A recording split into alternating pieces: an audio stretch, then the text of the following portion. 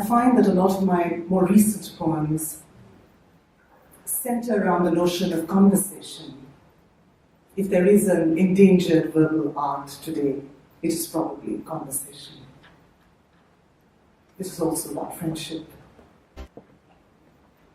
In praise of conversation.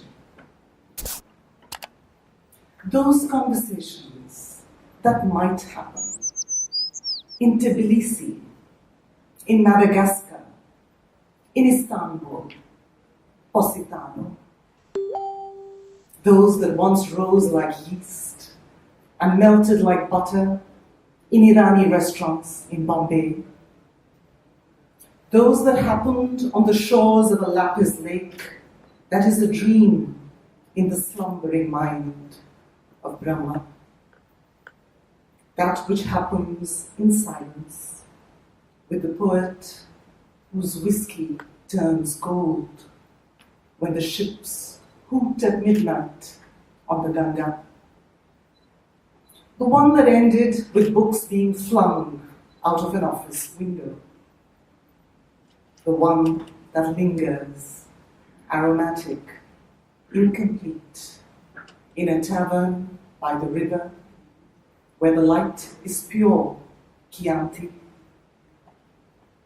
The one still replayed over Nagarjuna or Spinoza in university cafeterias. The one on a beach in Accra, where the moon was crushed opal underfoot.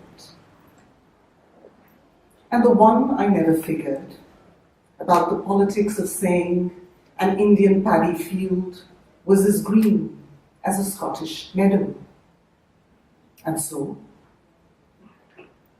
the one on death in the Devonshire tea shop with clotted cream. The ones that waft down the ages through Persian gardens and the fetid bylanes of Cairo fish markets. The ones that stormed, but now simply shiver, like the slurry of floating islands on Lake Inle. The ones that meander into truths, the ones that lie in parentheses. The ones that never began because you didn't listen, and then because you couldn't hear, and because I was always too afraid to speak.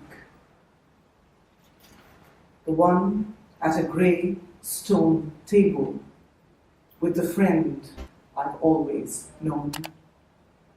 In a place I thought I recognized later as Tibet, and the great roar of happiness, so difficult to forget. It happened years before we met, and the world, when I woke, was wet and wild and reeling with laughter.